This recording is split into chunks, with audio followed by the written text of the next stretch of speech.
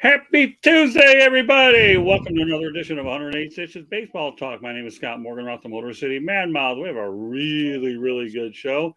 We have a friend of the show by the name of Stan Huff coming to join us, but I'm going to introduce the crew, then we're going to save Stan for last. How's that sound? Rick, welcome back to the big show.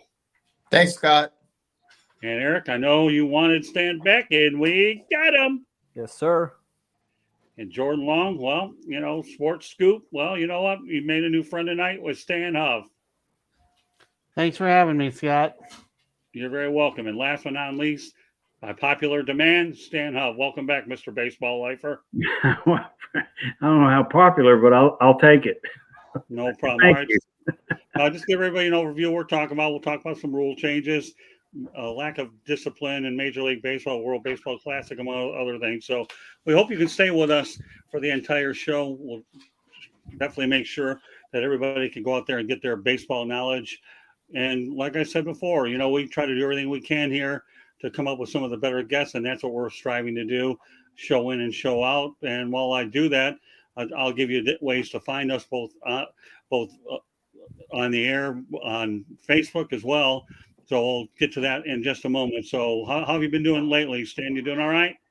Everything's good. Yeah, all's good.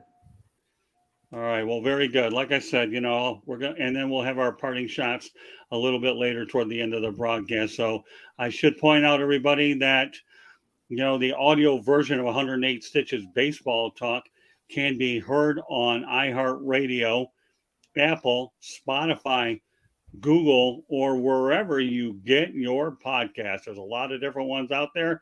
So please hit the red subscribe button on YouTube, South Florida Tribune.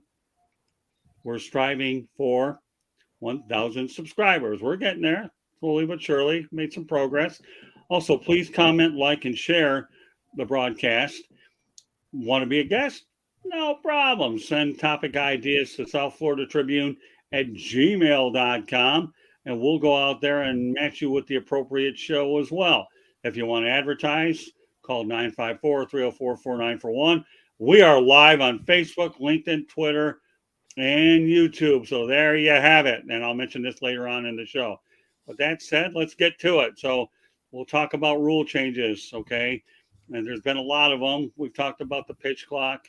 We've talked about the ghost runner. We've talked about the larger bases. So, what we're going to do, Sam? We're going to set the table with you on them, and then we'll go around with the crew, and then they can go ahead and talk about it. Are there any ones you like or dislike in this group? None of them. Okay. I don't like any of them. Okay. Okay, let's start with the pitch clock. Let's say you got a guy that's real eager to hit. Okay, so you might up tempo with him, of course. Well, then you got the patient guy. The up-tempo guy, you're going to slow down. Well, if you're over 20 seconds, there's a ball right there, I believe is the rule, right? Yeah. So when you slow your tempo down to try to psychologically put this guy in effect, you're making him wait, so his anxiety levels is growing a little bit. So when you have to pitch within 20 seconds, you really can't do it that way. We've done it that way in the past. And with these guys that were so eager to hit, and we make them wait and wait and wait. The next thing you know, they're thinking about other things other than hitting. Well, that's not everybody. So it's not going to slow the game down that much. And also, I spoke with fergusonjenkins about this too. And, when he pitched, his games were 2 hours and 15 minutes on the average. So one game he pitched against, I can't think of his name right now, with St. Louis Cardinals. Bob Gibson. Bob Gibson, yeah. Hour and 57 minutes. So, the guy got a beer, got sat down, and it's time to go. So it's, a lot of people are complaining about it, and at one time they were timing the guys in the on-deck circle, timing the guys at the plate and all this and all that. And then all of a sudden they bring in where they're going to check, foul balls or, instant replays. Now that slowed the game down immeasurably. All right. Now, I know there's only like 3 of them per team, right? I don't know, something like that. But that is, in effect, that really, and I understand why they wanted it, but that slowed the game down. I don't know why they have to mess with it like that. Okay, then you got the bases. Why do you need a bigger base? I mean, that doesn't make any sense at all. It's been fine for the last 180 years or whatever. I don't get that one. And somebody might want to explain that one to me, but I don't get it. What was the other one? Oh, Well, you got the Ghost Runner, you got the 3 batter minimum, mountain visit, that Ghost limitation, Runner larger deal. base, pitch What's clock. that all I think about? those are the 5 main ones, aren't they? Yeah, putting a guy at second base Yeah, with what? With 1 out in an extra inning game to see who scores first. Nobody out, I think. Nobody out. Nobody out. Okay, so we could go on and on and on. Nobody score any runs, even with that situation. So how long do you think it might go? I mean, I don't know. You tell me. I don't know. They got a time limit. Yeah, right. Got to turn the lights off after 1 o'clock in the morning or whatever. Look, I don't know. I'm more of a traditional guy. It's messing with the game is going to kill it. Matter of fact, and as far as I'm concerned, it's running a distant fourth to football, basketball, soccer, and baseball. Well, Anyway. you want to know something strange here, though, Stan? If you're covering a game over at Marlins Park, you want those games to be over by 1 o'clock in the morning because you're paying for it. You don't know if your car's going to get locked in Little Havana. So maybe I'm not kidding with you to some extent, but I breathe you, okay. But those longer games, when they get past 1, 2 o'clock in the morning, you're dealing with the city of Miami, and they got to keep them open. But you don't want to really. I'm with you. I don't like it either. I've always been a firm believer in 9-inning game. Let it go as long as it's going to go, but. It doesn't seem like they're thinking that way these days. So what does the city of Miami do?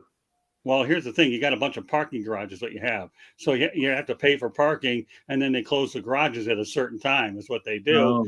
And many of us are paying. No, I mean, nobody's going to get stuck there. But the reality of the situation is I know that, some places have limitations, curfews or whatever. I don't know. I'm not even, the media, they're going to let us out because they have a designated garage anyhow. But still, when you're dealing with those municipalities, it's a different story. But I'm going to go over each and every one of them now that you brought it up, okay? Now I'll let everybody address it, but mainly Stan. So, Stan, pitch clock, you don't like it. Is that correct? I do not like it. All right. What about the larger bases? No. It Okay. doesn't make any sense. Mound visits. Mound visits, they only allow you like 2 or 3, 4 per game. You all right with that one? This is a lot of strategy that's Right. being taken away from the game, Right. and for the sake of saving a few minutes. Right. No, I'm with you. 3 batter minimum for relievers. No, I don't like that either. Yeah, I never minded that one because back in the old days, they used to pitch 2 or 3 innings. So Well, wait a minute. You only got so many pitchers too. You can't use them all up in one night. Right. I mean, you're gonna have to save some arms for the next day and the day after. So you're playing every day. That's a tough one. Okay. So 3 batter minimum. I don't know. I can see there's some good points to that, but then again, no. I mean, look. Let's put it to you this way. Sure. You got a starter. You got a middle relief guy. You got a short guy, setup guy, and then you got your closer. And these all are specific times during the ball game when they're used, correct? Right. Correct. Well, that's kind of a cookie cutter deal right there. But everybody is doing that. Well, we get in a game, and when I was managing an American Association, and my closer had 20 saves. All right, he had 20 saves, but in this final game, the night before, he gave up a 2-run home run, and we won the game by 1 run when we should have won it by 3. Right. Anyway, what he looked like throwing up there was batting practice that night. Mm-hmm. So I'd called another guy in that I'd had in Baltimore when I was with the Orioles, and this guy was a bulldog. All right, so I bring him in, and he finally gets in shape about in the last 2 weeks of the season, and that's when I needed him the most. Right. Okay, think about it. When I in the 9th inning, I put this kid that could throw out there in the 8th inning. He went through the other team like a hot knife through butter. Mhm. Okay, so I had my closer up, the guy that I normally used. I told him, you're not going in, but if you get the man on the base, I'm going to put you in, but I'm going to use this other guy. Right. Because psychologically, well, as they were thinking, they thought I was going to bring in the closer, the guy that gave up the 2-run home run the night before. Right. Well, the kid I had out there in the 8th inning, I went down there and said, I want you to go out. You're going to close the game. He said, okay. I said, but we're going to do it this way. I'm going to have the other guy throwing in the bullpen. When they come off the field and turn around to look, I want him to sit down, and I want you to walk out there, walk out to the mound as slow as you can. Right. I want to see some jaws dropping because their anticipation was the closer. So in the big leagues, it's the closer. Okay, it's the short guy. So if you're think about this, if you go away from that and something happens, you get blamed. I mean, you're run over the coals. In this case, what if he doesn't? If he does do good, then all of a sudden somebody says you're a genius, just because you went away from the cookie cutter deal. Right. So you're getting into a situation. You got 3 batters. You're turning into some whole different strategy now that you've got to get adjusted to, and you can't use pitchers like you used to could use them. So that's my point on that. Oh, that's fine. No, it's a valid point. Let's face the reality. Pitching's been turned upside down so many different ways anyhow, with the Tommy John surgeries and all that. I guess if you're an old conventional traditionalist like we are, and I'm talking about traditionalists now, Stan, accustomed to, we're used to seeing guys go 2 or 3 innings, 4 inning closers, the long reliever. And it seems like a lot of that is really kind of extinct these days. But I totally understand your point. Plus the amount of Tommy John surgeries and the injuries that they have to treat, pitchers much more fragile. Excuse me for interrupting, but I think if everybody trained like Nolanryan did, everybody could go 9 innings. Now, when there was a game he threw against Louis Tiant in Boston, I believe, when he was with the Angels, and his pitch count, I think, was like 270 pitches, and Louis Tiant threw 255 pitches, and they stayed the whole game. Okay, and they were ready to start the next times out. So the bottom line is, if all your pitchers are in that kind of shape to pitch, you want your starters to go 9 innings. Look at it at the end of the year when you're playing 162 games. And you're going into a playoff situation. You got a fresher bullpen than the other guys that wore them out all year. You got a chance to win it now, but as we know, it's all about pitching. So let me ask you a question. Did you ever watch All in the Family with Carol O'Connor? Yeah, I did, by the way. Now he's wondering, where are you going with this one? Am I getting trapped? Well, I'm not going to go out there. Where am I going with this one? Okay. Those were the days. Those were the days. Yeah. I'm sorry, Stan, but you really, I told you, man, that anything could happen here. Those were the days. So I didn't mean to interrupt you, but man, Stan, you really set me up for that one, my friend. Okay, all these analytics I think are great, but it's like if you're making a pie, there's many ingredients in that pie, and these organizations that are going one ingredient for their pie, it's going to fall in on them. You can't do it that way. I think it's good though that it's being used, but it's one of these things it's going to turn sour one of these days, and people are going to say, okay, we can use it, but we're not going to make it the one thing. So I know some organizations they were firing scouts because they're going 100% analytics. There's another problem right there. Well, anyway, baseball is still a fun game, though. I can tell you, making it all these problems. Now, Rick brought up the bat flip. That hit a sore.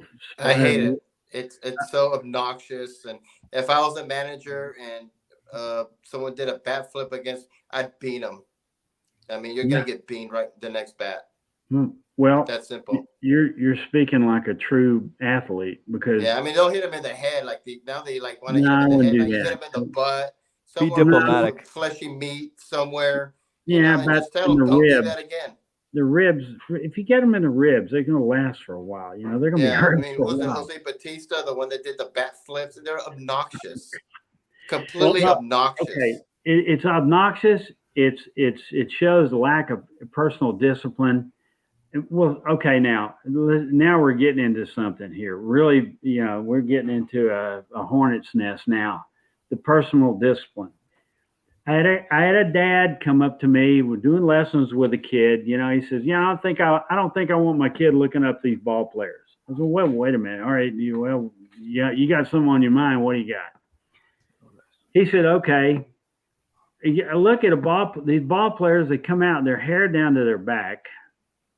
Okay, yeah, and they got mountain man beards. Yeah, okay." But they hit real good, but they pitch real good. Okay, you're right. I hear what the guy's saying. He said, but you know what's telling me? He told me that these guys don't have any discipline. And if they don't have discipline amongst themselves, they're not going to be very good team ball players. He said, I don't want my kid, aping after somebody like that. You know, I said, okay, well, you got to make a point, which brought to mind, you know, I started watching this. All these Major League Baseball games I watched, there's one team that just didn't do that. Yeah. It was the New York Yankees. Right. They had short hair, they had no facial hair.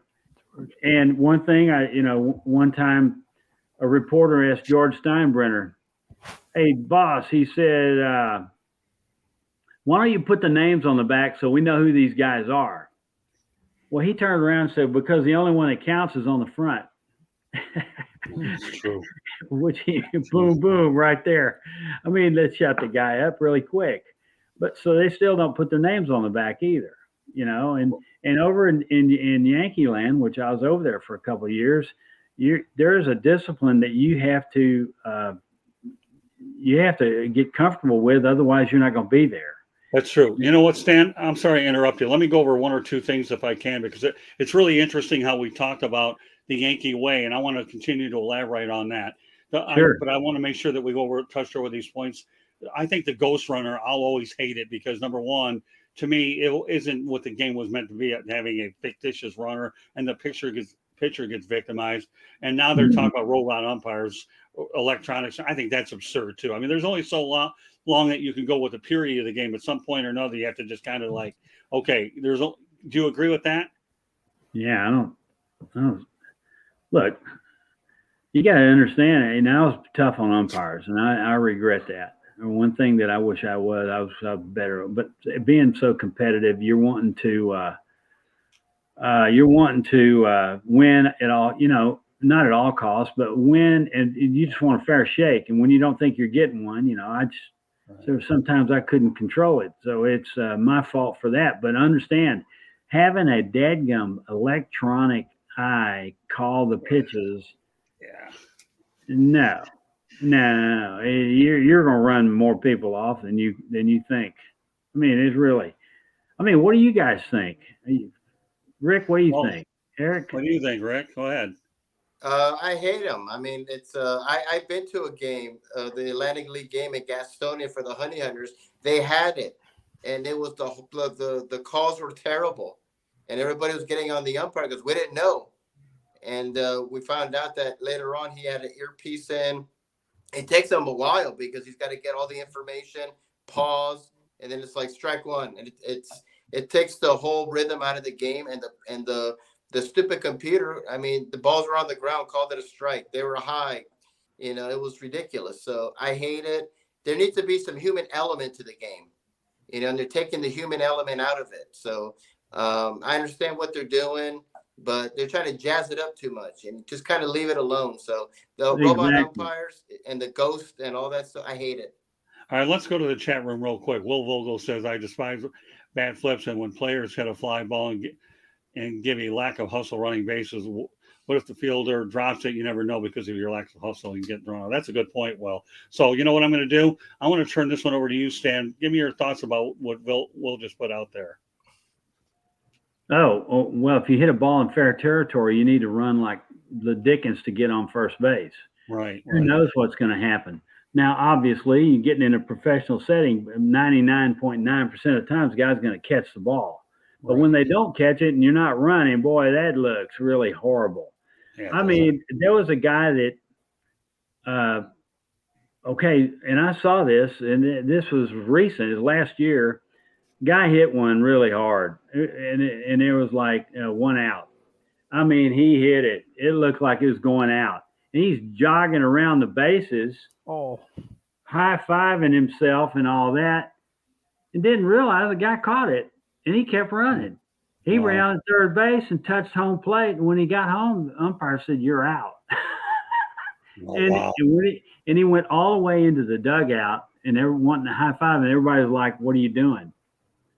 So understand that. Okay, well, you look, talk about, the other side of this. You got Pete Rose. They call him Charlie Hustle, right? Right.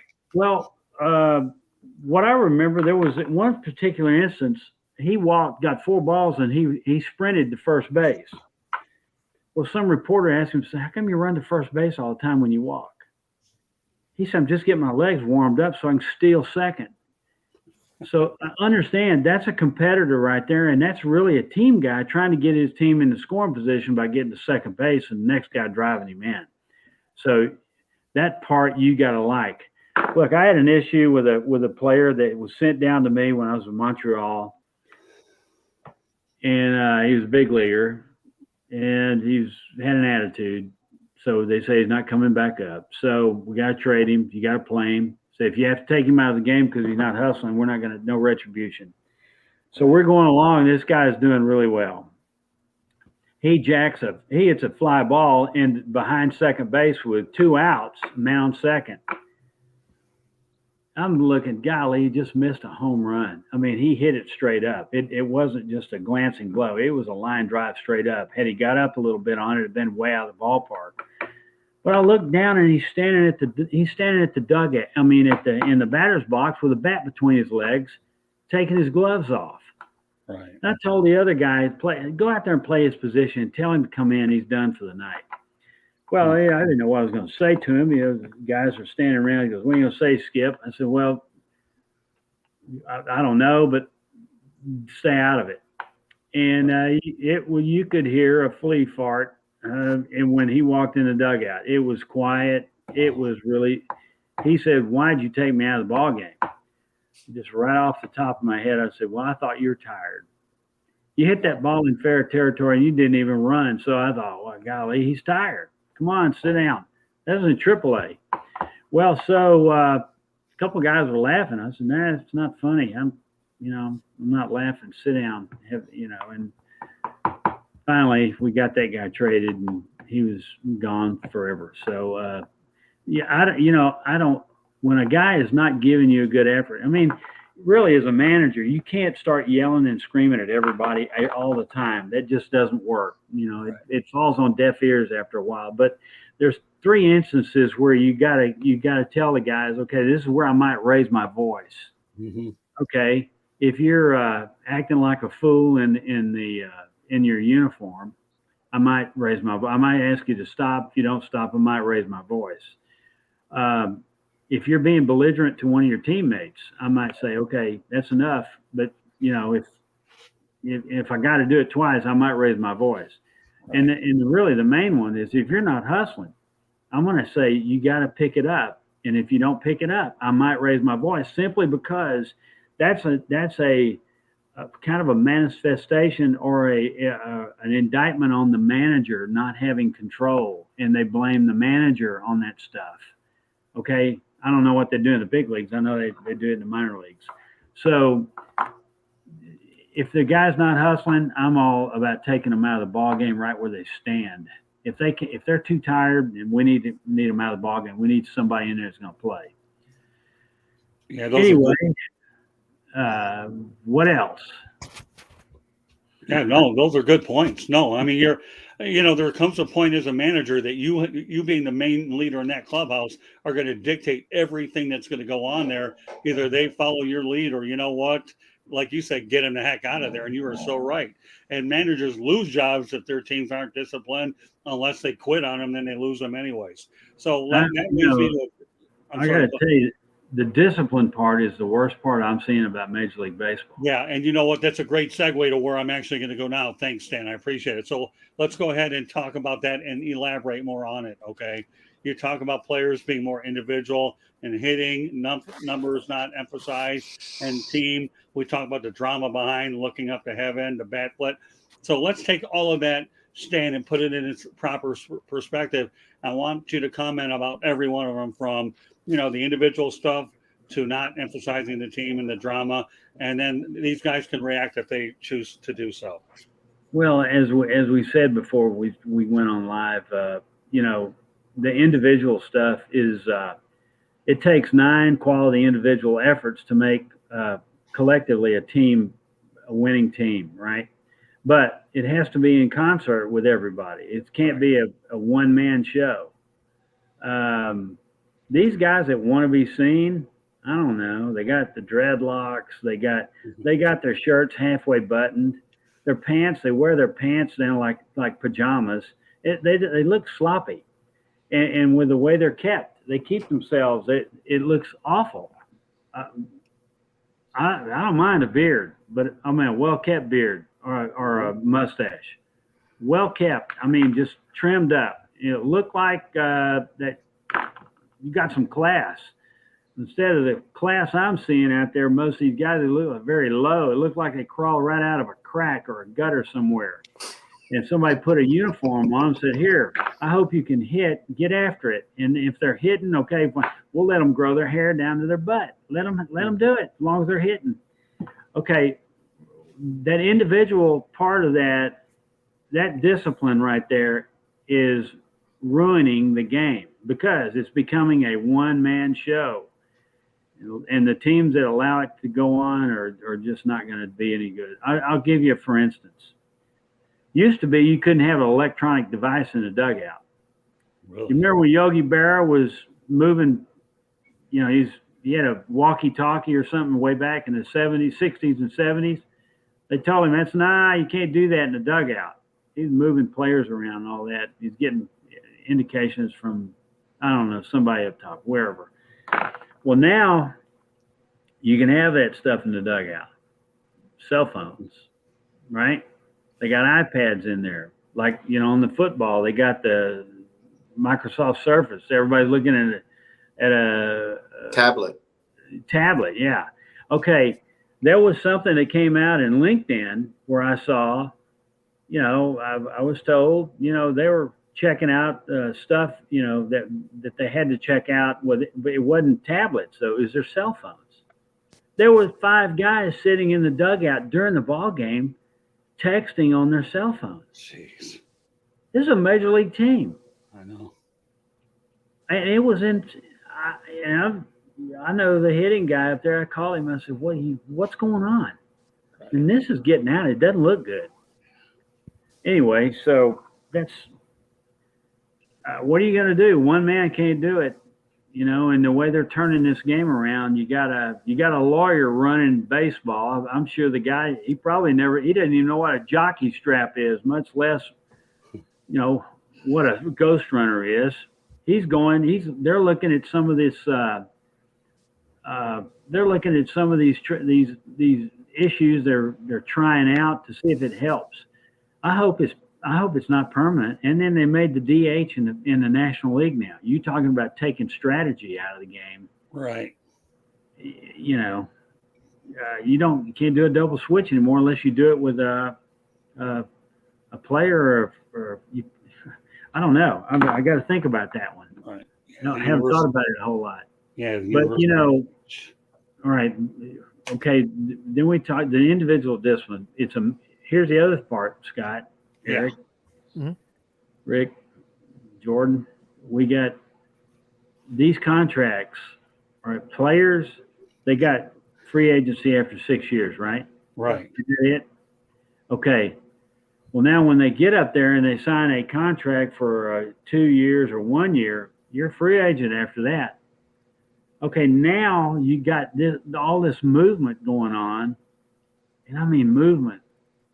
And look what they're doing in the colleges. You got this NIL deal going. They're paying them all right, things are going crazy, really. maybe that I've gotten off on a tangent there, but Sorry. when you got individual ball players that are in and out in 1 year, and they're with multiple teams, it's hard to get any continuity established. The ones that stick around and play with their teams for a while, those are the winners. And I've seen it with Atlanta, I've seen it with Houston, seen it with New York, seen it with Boston and Los Angeles. The rest of these outfits, no, St. Louis too. The rest of these outfits, they're trading people left and right, like Jackmckeon. They used to call him Trader Jack because he messed up Kansas City that way, and he went down to Miami and messed him up too. So anyway. No, but that's a good listen, Stan. You bring up a lot of valid points, and a lot of these valid points that you're talking about are related to the fact that, let's face it, everybody now is individualized with their cell phones. It doesn't take much for the average player to be distracted between cell phones. And again, I hate the gesture up stare. Don't get me wrong. I have no problem if you're doing a heaven gesture toward a family member and there's some sincerity behind it. There's some things I'll allow because some people are emotional about loss. I can go there. The bat flip to me is a joke. And I remember many years ago when Larry LeGros, threw at Campy Campaneris and we saw that bat go flying towards LeGros. I once interviewed Bert Campaneris in Tampa. I think he regrets the way it turned out, but again, if you're throwing inside and the way the nature of the game is, you can expect some sort of, consequences there. But, again, I think you are so right, Stan. You really are. That everything has to be off, individual and team, more so in baseball than any other sport. Basketball, a guy can take over and win you a game or two. Baseball, right. You have 9. And if one guy has a bad night, you got 7 or 8 that can pick him up. And that's what makes this game so much different. I've never seen a team over a course of 162 games rely on one guy to carry him. I don't think I ever have and never will. And there's just certain things that just, you don't go out there, to me, and just trying to do some stupid thing that ultimately it bites you in the rear end. And that's when you and I were talking about bringing this on the show with these guys here, and the things that stood out were not only the bat flip stand, but, the team is really what it's all about. Well, okay, back up. Say the 99 and 2000 Yankees were 2 of the best teams I ever saw. 1999 and 2000. And, well, they got beat by Arizona in 2001, but they were still a stud team. And they got disciplined. They played the game like it needed to be played. Right. You got Pauloneil out in right field busting his tail every night. Tinomartinez at first base. You got Knobloch at second. You got Jeter at short, and I forgot the guy that came from Oakland. Oh shoot, Shabby. No, playing third base. Oh Scott man, Brocious? What? Scott Brocious, wasn't it? Scott Brocious. That's who it was. Yeah. Anyway, Shane Spencer in left field, and. Oh God, I can't think of the center fielder name. Bernie Williams. Bernie Williams, yeah, that was a stud team, and the pitching they had, they went after you every night, and they went hard after you. What's wrong with everybody doing it that way and having some discipline about it? That's what if I'm an owner, I'm going to be like Steinbrenner. I'm going to make it. It's going to be discipline, otherwise you're hitting the road, Jack. That's it. I mean. I don't know. I mean, you just get better. You get better. The effort is better, and the production is better. The outcomes are better. So, well, yeah, Joe Torre piloting it. What do you expect? The guy learned from his experience at his other stop. So by then, when you give Joe Torre a little bit of talent, Stan, let's face reality. Okay, he did pretty well with it. Carved out a New York deal with George Steinbrenner. He did. He did good with Atlanta too. Joe Torre was a heck of a manager, and he's a heck of a ball player too as well. He played hard. Yeah, he did. All right, so let's talk about the World Baseball Classic. I know this is a strong subject amongst a lot of us. And I think this past World Baseball Classic, and Jordan, I'm going to refer to you in just a moment, okay? The thing that irritated me about this one is a lot of the top pitchers are not participating, and I think it should be moved to the summer. and it's grown in tremendous popularity. Now, granted, the hitters obviously was an offensive show, so hitters were able to get up to speed with it. So, Stan, I'm going to go around the horn with this, if I may. Why don't you comment on what you thought of the World Baseball Classic, and then follow it up, Stan, by whether you think it should be moved to a different time frame. Okay, Stan. Okay, well, first of all, I'm going to be short here because I didn't do a whole lot on it, but I thought it was interesting the way it was done. And the guys that were sitting out, I don't know. I think they're weak individually, to be honest with you. If they're not ready to go to play in something like that, then they shouldn't be there anyway. I don't know if they should be on a major league team. Anyway, that's about all I got for that. And I thought what was interesting was Ohtani throwing against Mike Trout and striking him. Yeah. Well, look, those guys are teammates too. So, that was a tit for tat on another night. Trout might hit one out of the ballpark on him. All right, let me comment on a couple of things that Denzel Snipes put in there. 2000 Yankees also KO'd 100 wins Seattle. He's got another one that says, with that said, okay, the Diamondbacks were a team of destiny. Yanks play anybody else, they win 5 out of 6. Guess what, Denzel? I lived in Arizona at the time, and it was an awful lot of fun being able to watch the Diamondbacks win their only world championship, being in a part of the area where obviously we know the events of 9/11 took there. So, Jordan, I know you you have something to say about it. Go ahead. Well, I thought, honestly, the World Baseball Classic, I enjoy it because you have these players who don't get a chance to represent their country. They got a chance to do so. That said, I thought it was fun to watch, Mike Trout go against Ohtani. As for moving it, I'm not sure how you could do it other than maybe if you moved it, in June, July, and have a couple of weeks off for baseball. But then that's what the NHL does when the Olympics are played. I'm just not sure how you can really do that with Major League Baseball because the season, you're playing 162 games. You don't want to shut down the league for a couple of weeks. As for, the stars not playing and some of them were actually hurt going in there, but also I would agree with Stan. Some of them are just weak. Like they were scared to play in it. Anybody else want to comment on this before we talk about the comparisons from one Huff to another? Stan knows where I'm going with this one. Anybody else? Okay, let me ask a question real quick. Sure. How long was that World Baseball? How long did that take? I think about 3 weeks, wasn't it? Yeah, 2 or 3 weeks. Yeah.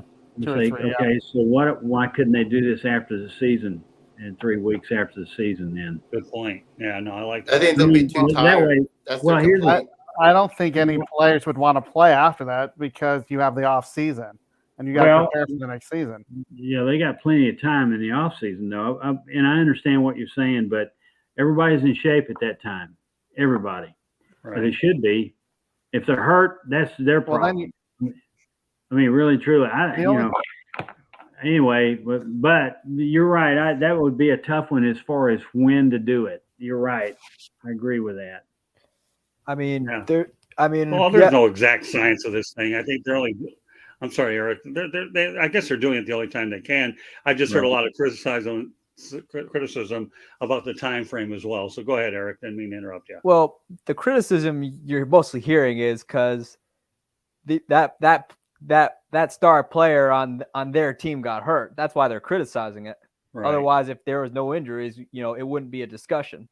Right. But I think you could do it after the season. The players are in shape, but at the same time, though, there's that, they just went through a 162 game grind, including the postseason. Right. And I can't deny that. You're right.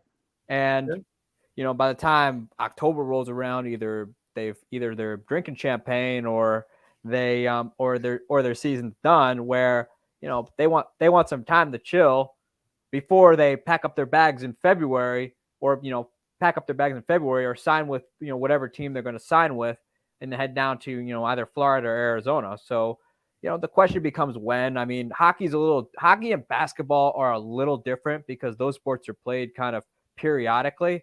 Baseball is an everyday deal. So shutting that down, shutting down that repetition, that's going to hurt the players because they're into a routine and stuff. And then when you shut down that routine, I mean, if we saw what happened, during COVID with the stop-start deal, it really affected the players.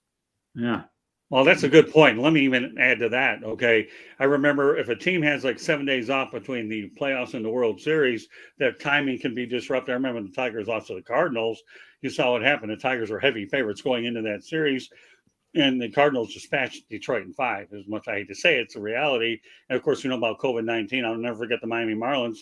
You know, were the first ones to get hit with the outbreak, and they're throwing balls inside of socks. So, I mean, if you would have been on stand those Zoom calls with Don Mattingly and what those were all about, they were classic. I wish I could have taped a few of those.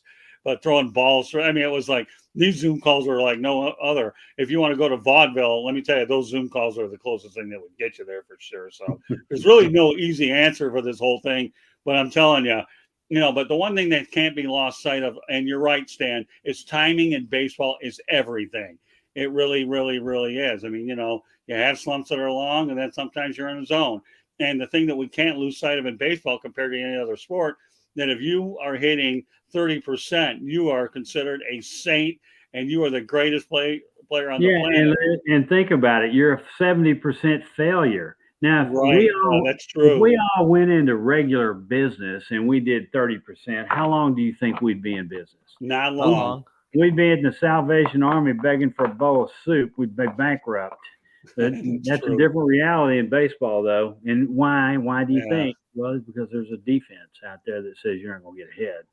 Now, and I know particularly there was some guys that I'd hit balls on the nose, and no way they got to them and catch them or throw me out. And then dadgummit, those are base hits I needed.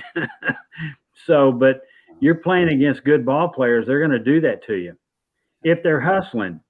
Yeah, some of them just jake-legged it around. Not all of them, but some of them did. All right, so let's talk about something a little bit fun here, okay? I know that you probably hear this from time to time. You related to Charlie Huff, and you were telling me a story that you were together in spring training from 87 to 91. So what would a Stan Huff reference be without Charlie Huff? I know Eric Katz is chomping at the bit to get one. Everybody's got an opportunity to chime in on Charlie Huff, but you know what? Nothing better than the first Huff here so that we can have Charlie Huff is a good guy. He's a good guy. We got along well. And I told him one time, I said, there's no way you're related to me. He said, why? Because I said, I'm better looking than you are. No, but anyway, I really couldn't pin it down, maybe. I'm understanding that the girl that dances on that Dancing with the Stars, I can't think of her name right now, and her brother or his nephews and niece and nephews. All right. Y'all know who I'm talking about? I think so. I don't really watch. I'm drawing a blank there. Sorry. I don't really watch the show. Anyway, so he was good. He came in one day, one spring training, and he's throwing a knuckleball, right? So he comes over to the AAA room. He said, "Okay, boys," he said, "I'm pitching for you guys today. Now, everybody be on your toes because I'm going to be backing up third a lot." And I started laughing. I was the only one who was laughing. I think they're all looking like, what? Well, he's going to be giving up a lot of extra base hits because he said until that knuckleball gets better, that's what's going to happen. And dadgum, if he was right, he was backing up third off 4 or 5 innings that he pitched that day. But he's quite a guy. He's a nice guy, and I don't know. I can't say for sure if we are or we aren't, but if we are, it's distant. Let me put it that way. Yeah, well, maybe the ancestors will have something to say about it. I don't know anything about all that business of what do they call them, family chains. I have no idea what they're all about. All right, Jordan, you have an answer to this about the Huff situation at all? I had nothing for you. All right, Mr. Katz, the encyclopedia, the guy that refers to as your biggest fan there, Stan. What do you have to say about the Huff situation, Mr. Katz? Well, I know Charlie Huff had a very long career. I know Scott, at one point he was in your neck of the woods with the Marlins, right, on the first team there. Right. But I don't know. I got nothing. Well, okay. Now it's my understanding he came up with the Dodgers and he was a hard thrower and he hurt his arm. And for him to stay there, he had to develop another pitch, and he got a knuckleball. That's I heard that story. I can't validate that or verify it at all. But that knuckleball saved his bacon pretty good. I mean, he had a good one. He did.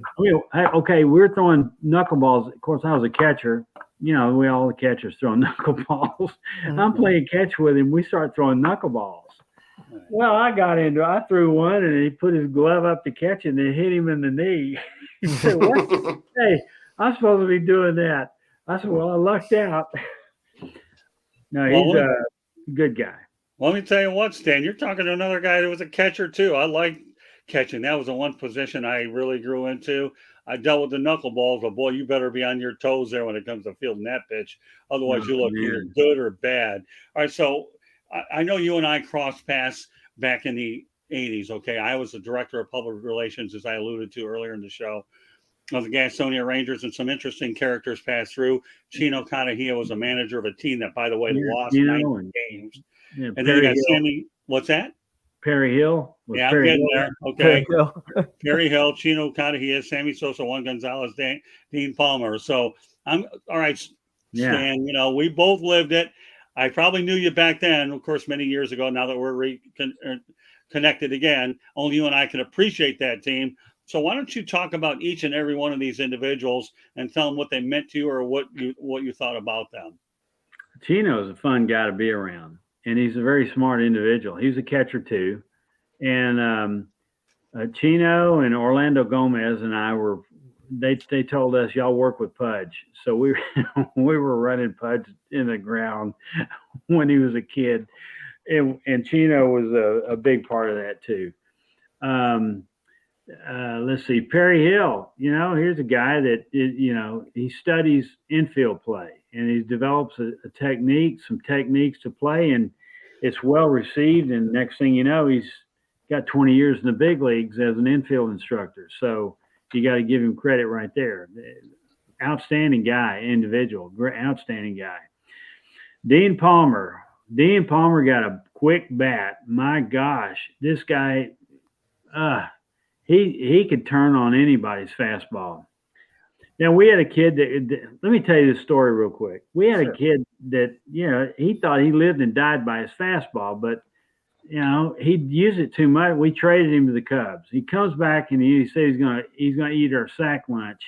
Well, we're at All Sports Stadium in Oklahoma City, and that night I'm coaching first base, and this kid throws that fastball to Dean Palmer, and he turned on that sucker, and it went into the night going up. Now, it rained the next day, and we were real curious we wanted to go find that ball because it went out a long way. Wow. So, the guys that had the tape measure, the 100-yard tape measure, it's 330 to left field fence. You had to go up an embankment, and then there's a road, and then another embankment. Then you got Interstate 44 up there. Well, it was on that second embankment. It was 210 feet farther than 330 foot. It was 540 feet. Wow. He hit the ball. It stuck in the mud. It didn't move. We dug it out. So you don't think we gave that kid a hard time the next night? Yeah, we went and tape measured it. It was 540 feet, but you got that really good fastball working for you. Wow. So Dean Palmer could turn on one. Now, Juangonzalez. Now, here's the guy. And Sammy Sosa, those two guys were with us too. Yeah. Sammy played hard every night. Juan had a mood. He was kind of moody. I thought he was a little bit immature socially and emotionally, but what a ball player. These guys, and Sammy Sosa played hard every night. So you like to see these guys come up to the plate with men in scoring position. Or just to get an inning started, As a sports writer asked me one time in Oklahoma City, what do you think of Juangonzalez? I said, I think he's going to be a superstar. What do you know about that? Well, I said, let's just leave it at that. That's, you look at a superstar, the definition of a superstar, in my opinion, is a guy that's coming up to the plate and getting a base hit when you really need it to drive in a tying run or a winning run, and doing it with no outs or 2 outs, any situation.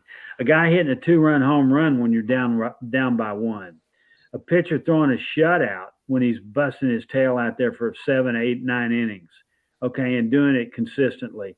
Those are superstars as far as I'm concerned, because they're the competitors that you want to have on your side. Okay, you don't want those guys playing against you because they're going to run you in the dirt. They'll beat you.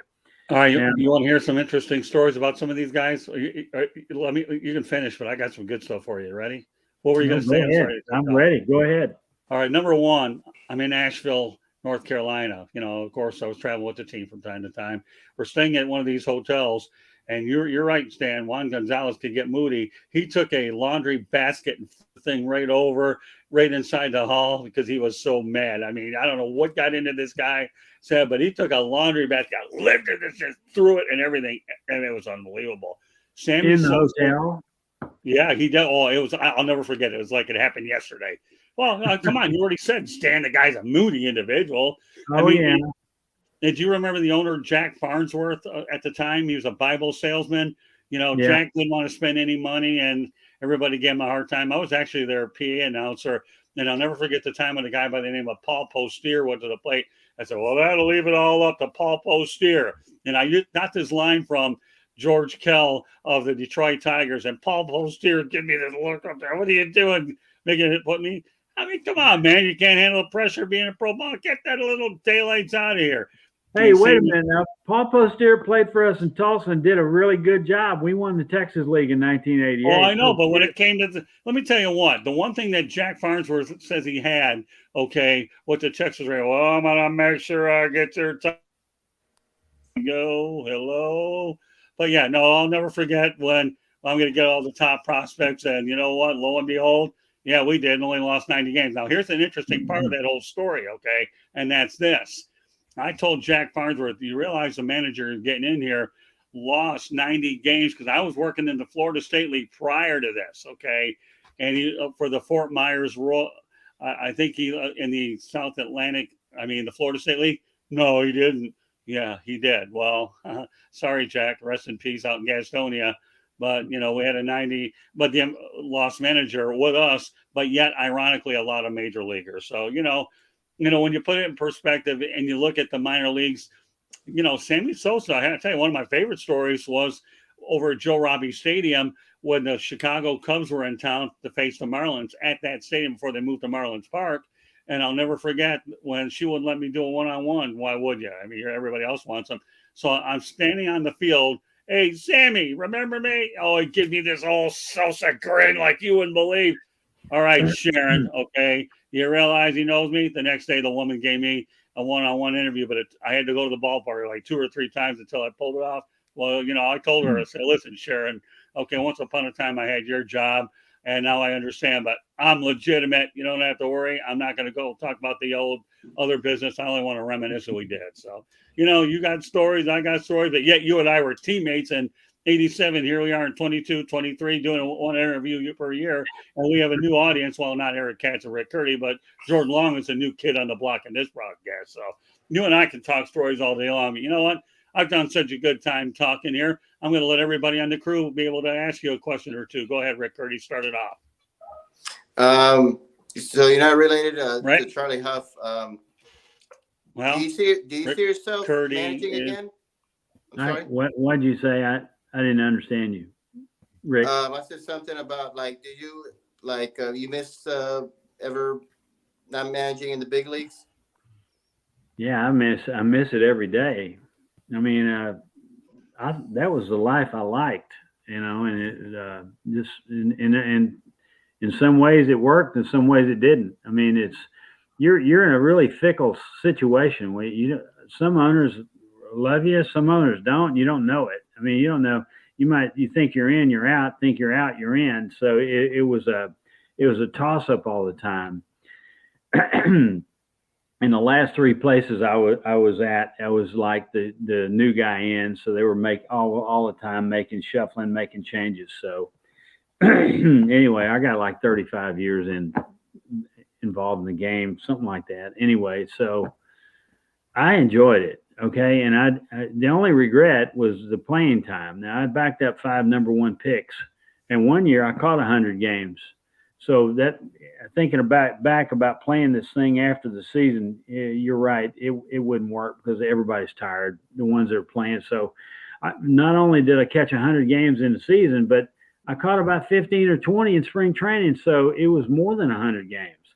So when you're getting up and you're busting it every night, trying to get something started, like to do something, it wears on you. And now I'm getting older, and I'm starting to feel those aches and pains that I could slough off when I was younger.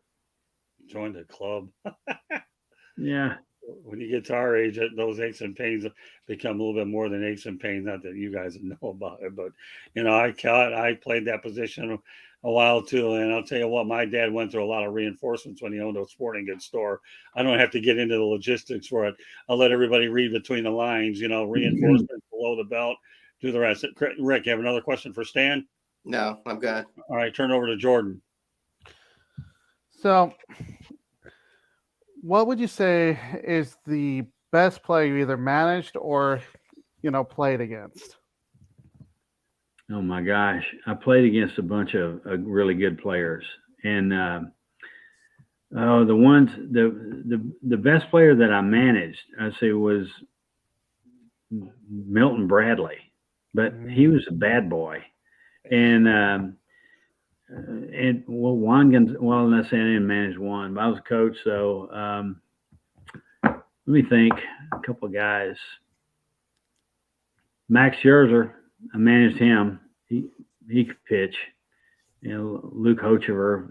They came to Fort Worth. They were in the draft and didn't work out, so they came to us, and they both had about 5 starts for us, and wonderful, man. 30, 40 scouts at each game that they pitched. So it was. I told the guys, I said, be on your best behavior and play. Put your hitting shoes on or put your running shoes on, and make sure you show up with these guys watching you. They came here for one guy, but they might see another guy, and it might be you. So I encourage everybody to. It's such a competitive environment, and you want to be on top of it every night. You don't know who's seeing it, watching you. I coached Dean Palmer. I coached Chad Kruder. It was a good catcher. It was a really good catcher. Who else? Anyway, I helped with Pudge, but Pudge I never managed. Let me think here. Come to mind. It's kind of vague right now, but I got to tell you, there was a lot of guys that I had that they would they'd give you the shirt off their back, and they'd go hard every night. They were wonderful people to be around, and I appreciated them, and they were as competitive as I was, and at times we were a little kind of at crossways a little bit, but it all worked out. We had a kid named Mark Marizzi, who was a shortstop. I had him with the Yankees. He came over to Fort Worth. He was a heck of an infielder, and he could hit too, and big game was nothing to him, and he performed too. So I appreciated his effort too. Great question, Jordan. No, you have any other questions, Jordan? I do not. All right, Eric. Yep, you were in New York around the time with the Yankees, around the time when Darryl Strawberry and Doc Gooden got their second chance in baseball. Can you tell me about what they were like and what your opinion was of them? Well, okay, I came in right after them, so they weren't there. They weren't in the big leagues with. Although I know Darryl. Darryl was with the Mets, and actually I saw him at a Jackson Mets reunion we had last year. So got to talk to him. He's a pastor now. Now, Doc Gooden, I know he's had some trouble with the drugs, and I don't know if he's shaking it or not, but I hope he has. But anyway, those guys were performers. I mean, they brought Doc Gooden up to big leagues when he was 19 years old. Mm-hmm. Davey Johnson said, "I want him, and I want him Right right now," and that's all it took right there. And it turned out to be a very good move. I don't know for a kid that 19 years old. And you're going to New York. I mean, that's the pinnacle right there. You're going to play in New York City. I don't care if it's the Mets, the Yankees. You're playing in New York. Right. So, but I got to tell you, the Met and Yankee fans they can be brutal. Yeah. Now, when I was managing in Waterbury, went to a game one night in Shea Stadium. The Mets were playing the Yankees. general manager had a couple tickets. Said, "You want to go?" And I said, "Yeah, we had a day off." So, well, went. We sat on the Mets side, on first base side. All right, the Yankees were on the third base side. They put all the Mets fans from the middle of the behind the plate to the right side. All the Yankee fans were to the middle, to the third base side, right? Well, the whole game they were cussing each other out the whole game. I don't know if they even watched the game. The fans were on each other during the ball game. That's how radical that was. And I just sat there in amazement. Here I am, a country boy from Texas, and I'm watching. Oh, this is how the city folks do it. Well, you know, it's amazing how you say that, Stan. I'll never forget the time when I saw the Yankees and the Mets play at Fort Lauderdale Stadium. And boy, the energy with all these fans at Fort Lauderdale Stadium was incredible. Can you imagine if you had a stadium with another 40, 45,000 more with them, and you get to see it due to interleague play? So if anybody can appreciate where you're coming from, Stan, I had a chance to see this rivalry many years ago when Steinbrenner owned the team in Fort Lauderdale. And you know what? I think Jay Horowitz, the PR guy, one of the nicest PR guys you can ever meet, for allowing me to cover that game. Jay's always been one of my favorients. I've dealt with a lot of PR guys, but Jay Horowitz is by far and away in a class by himself. So if he's listening, he is a good guy. Jay, I can, you know what? Some of these New York guys, say what you want. I got to tell you a funny story. Last week or 2 weeks ago, I had Tom Gage, Hall of Fame sports writer for the Detroit Tigers, on. You know, of course, him being a Midwestern guy, being what he is, and me being a Detroit guy my whole life. But, you know, I've been away from the Tiger organization for a lot of years, unlike some other people that I had an opportunity to get to know some of these New York writers. And one of my favorites of all times was a guy by the name of Phil Pepe. And Phil Pepe, I'll tell you, taught me a lot of things about writing. And some of these New York writers were always helpful to me every time I needed their help, picking up pointers. And more power to the metropolitan New York fan base and media, those that helped me out in my earlier years. But yeah, when you sit in a Yankee Mets game, whether you're in spring training or a regular season, the electricity is there no matter what happens, because New Yorkers, let's face it, they're going to go at each other no matter how serious it is, regardless. So I'm glad you brought that up. Well, I went to 4 spring trainings with the Mets. Okay. Torre was the manager. No, let's see here. Back in the 80s. Yeah, 70s. Anyway, I can't remember the Joe right before Torre. Anyway, I was there, and all those reporters were in spring training. They were there all the time. Right. Matter of fact, there was one, this little short freckle-faced guy. I'd come in one day, and I was, we had soup. We had bouillon soup and a boiled egg and a banana or an apple, and that was it. So I'm coming in, and I'm watching this guy. He sticks a banana in his briefcase. And I went, "Hey, that's my banana. Put it back. I want to eat that." Who are you anyway? Well, he starts arguing with me. I said, "Hey, I want my banana." Well, Torre came up and said, "What's the problem?" I said, "He's got my banana. He put my banana in his briefcase." He let him have the banana stand. Well, anyway, when you're hot and sweaty and you want something to eat and the reporter's taking it, you got to have something to say about it. You're the one out there running and ripping and tired. And you want a banana. Give me a banana, will you? He stole my banana. Well, don't kid yourself. Nowadays, I use bananas because I got cramps in my legs, so I make sure my wife gets them every week. So this goes to show you where I'm at this stage in my life. So I don't know. I like banana stories, but I almost kind of sympathize with the other guy after what I've had to deal with these days. So I don't know. He had every right. He was in there. He's writing good stuff about us. And Torre had every right. No, I'm with you all the way. Anyway. All right, so this is the time of the broadcast where everybody has parting shots. Stan, I don't know if you've got one, but I know a few of these guys do, and I'm going to defer from mine only because I'm enjoying the conversation with you anyways.